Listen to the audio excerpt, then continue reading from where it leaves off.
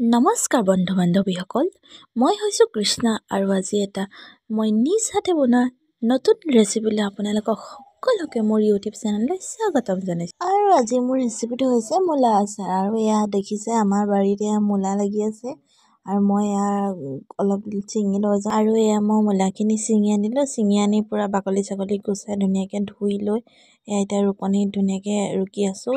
আৰু এতিয়া মোৰ ৰুকনি দি পিনি হৈ গৈছে। হৈ যোৱাৰ পিছত এতিয়া মই বেলেগ এটা খৰাহি লৈছোঁ।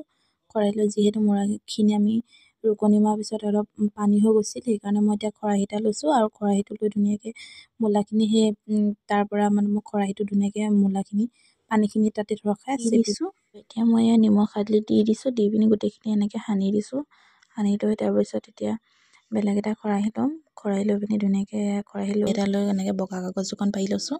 তাৰপিছত পাৰি লৈ পিনি আপোনালোকে এনেকৈ ল'ব পাৰে নল'ব পাৰিব, কিন্তু মই লৈ লৈছোঁ এনেকৈ যিহেতু এতিয়া ৰ'দত শুকুৱাই থ'ম ন, সেইটো কাৰণে গতিকে এনেকৈ ধুনীয়াকৈ কাগজ দুখন পাৰি লৈছোঁ। কাগজ দুখন পৰাৰ পিছত দেখিছে গোটেইখিনি ধুনীয়াকৈ মেলি দিছোঁ আৰু এটা ৰ'দত ধুনীয়াকৈ শুকাবলৈ দিব। আৰু এইখিনি দেখিছে এটা ৰ'দত দিয়াৰ পিছত ধুনীয়াকৈ শুকাই গৈছে এইখিনি। আৰু এফালে নহৰু আদা জলকীয়া গোটেইখিনি লৈ লৈছোঁ। তেল গৰম হৈছে তাৰপিছত মই নহৰু আদা এইখিনি গোটেইখিনি অলপ তেলতে গৰম কৰি লওঁ।